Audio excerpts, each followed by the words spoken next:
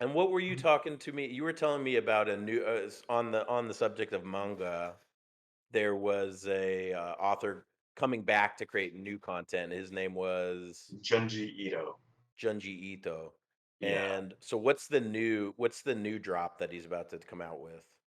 It actually just came out. I picked it up over the weekend. Haven't read it yet, but it's called The Liminal Zone. Liminal Zone. And what's the premise Yeah. of that? Um, Unfortunately, I don't know. Just I'm the type of guy to where when I see a Junji Ito book drop, I just buy it. I buy Okay. it first and then I read about it afterwards. But I think it's so his big thing is that generally he creates short stories. Again, that short story horror format that I feel works so well. So this is one of the first times that he's creating actual new stuff because a lot of his books, at least the stuff that's released in the U.S., are compilations of a lot of his older work. However, there are some books like the two that I feel like he's most known for and that were made into films are Uzumaki, which in Japanese means spiral. And the idea with that is that there's this town in Japan where people slowly start to become absolutely obsessed with anything that has a spiral in it. And it gets to the point where they start contorting themselves and like breaking their bodies to get into it. And without getting too much into it, it just ends up being like this whole weird like cult cosmic horror thing. Again, a H.P. Lovecraft idea where there's something bigger that's in control, Hmm. creating this obsession in people. Then there's another one that he's famous for called Tomie, Tomie, about this girl where I feel like she's basically a succubus, where it's in high school. She's this girl that's supposed to be like extremely attractive. Every guy falls in love with her. And when she starts dating a guy, she becomes so obsessive about him that it drives him mad. And he always ends up murdering her in some form. But the thing is, after she's killed, she'll come back to life in like another location, or for example. So her story, they're always short stories, but it's ongoing with the same character. It's the idea that it's this essentially unkillable succubus that feeds off of Unkillable toxic girlfriend.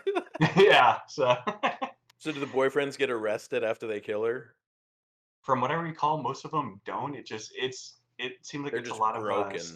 yeah, there's like stories about madness of just like Mm, completely losing their shit basically right. You don't get the and realizing follow that up. they just like murdered somebody.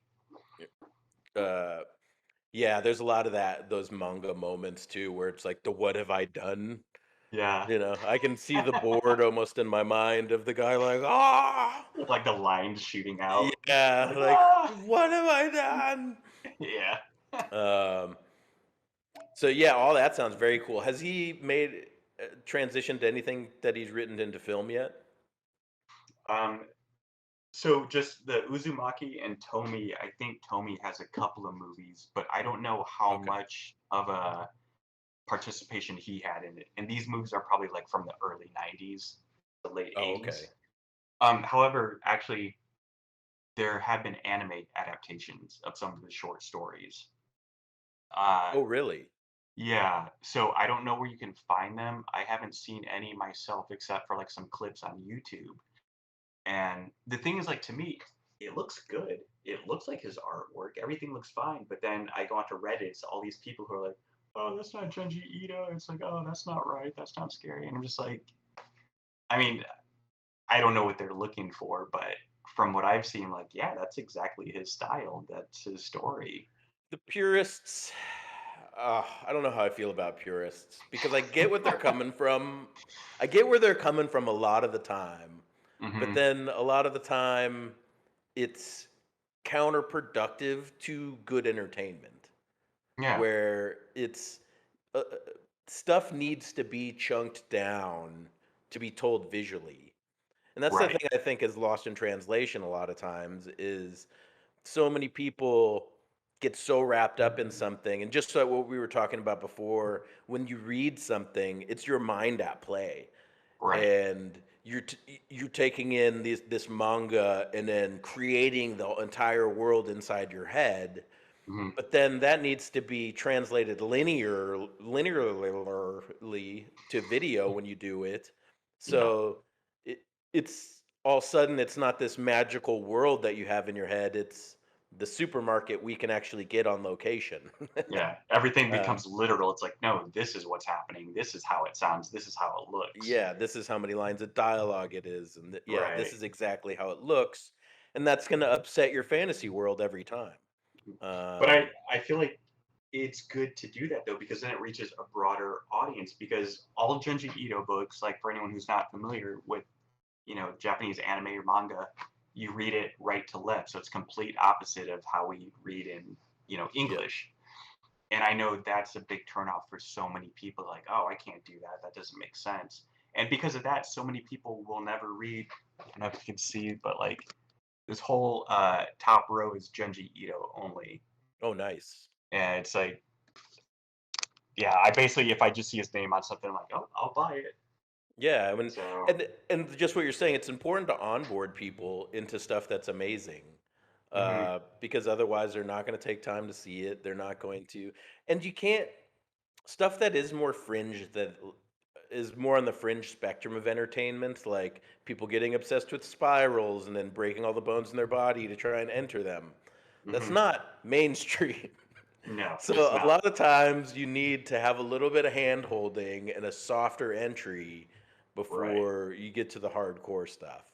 Yeah. Um, Like and I was just gonna say there's another story that he had where it's definitely not mainstream, where it's about this small family. It's like a mother, son, and a daughter who lives in this house, and the son ends up becoming obsessed with drinking like vegetable oil oh, or weird. some type of cooking oil. And he's just like, his sister keeps finding him just chugging bottles of it to the point where it's like the smells could be out his pores. He's sweating oil. So, and the artwork is so unnerving because he sells it into, it's in the environment too. So, like, everything just reeks of oil, like, everything feels oily.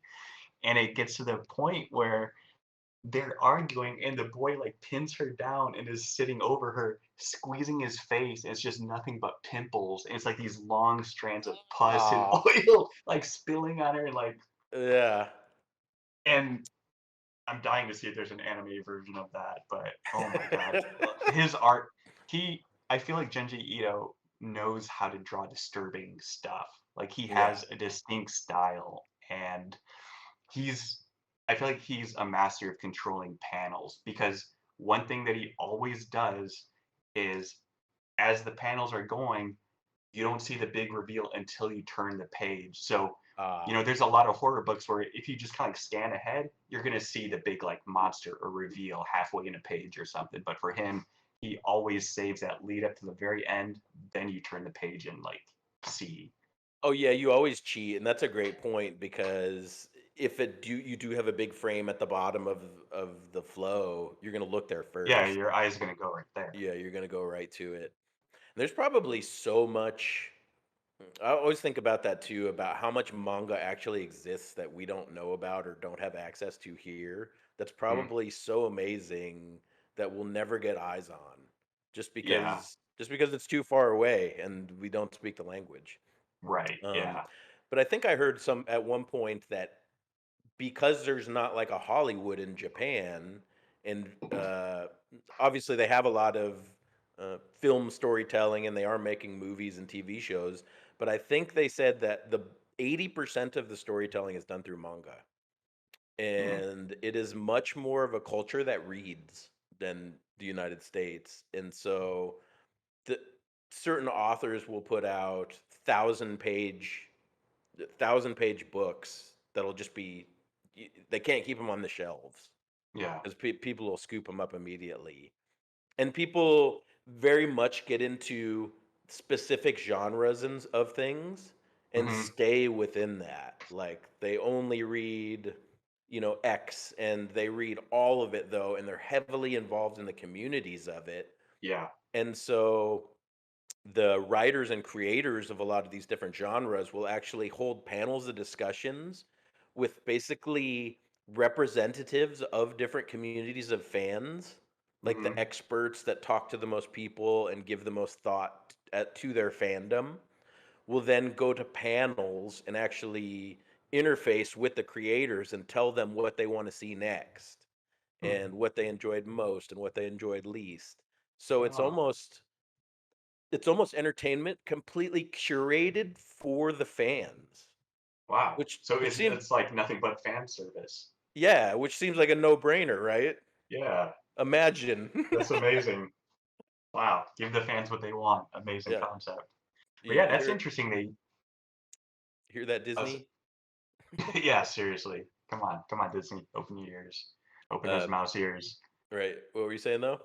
I was just gonna say, I mean, I totally believe that what you were saying about how Japan is like a big reading country because even now, like the Barnes and Nobles here, their anime manga section is huge now, and Oh yeah. just the variety of subject matter I see is it's mind-boggling. Like they cover so much stuff. Like there's a whole series just about ping pong players, Everything. or yeah, there's like one about a girl who's deaf in school, and Yep. I mean it's like it's not anything more than that. There's one that I just saw recently called Delicious Dungeon about like the typical Dungeons and Dragons characters going into dungeons, but the catch is the hook is that every book has recipes about these creatures. So it's like, oh, here's this new creature we got. This is how we're gonna like prepare and cook him into like this tasty ramen. And they go into like, oh, we're using these onions. It's a little bit of this. It's like, That's so interesting yeah, and but so yeah, it's just fun. Like it is. this is where I think our entertainment is just so lacking in fun.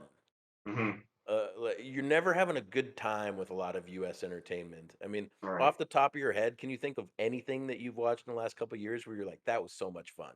No, everything is like so serious or has to be never before seen or big budget. But Yeah. with Japan, it's just like nothing is off limits. Yeah. Here's And I guess it's a cheaper production. I guess part of that is that having the public willing to consume everything through manga form gives mhm, you a cheaper A to B, right? Your yeah, start to the finish is much cheaper than if, say, you're going to make a whole Netflix series. You right, got to, yeah, spend $100 million, whereas you can make an awesome manga book for $100,000. you're right, exactly. So you give an opportunity for more media with the cheaper production process. Hmm. So maybe that's what we need here is some sort of new, cheaper way for storytellers to tell their story and artists to express themselves that doesn't need, $1 million to do. Right. But I don't know what that is because I don't think we know how to read anymore in America. Yeah, it's kind of becoming a yeah. I noticed that on like message boards and stuff at how poorly people's writing has Oh become. The no. Yeah. spelling, it's just like wow, okay.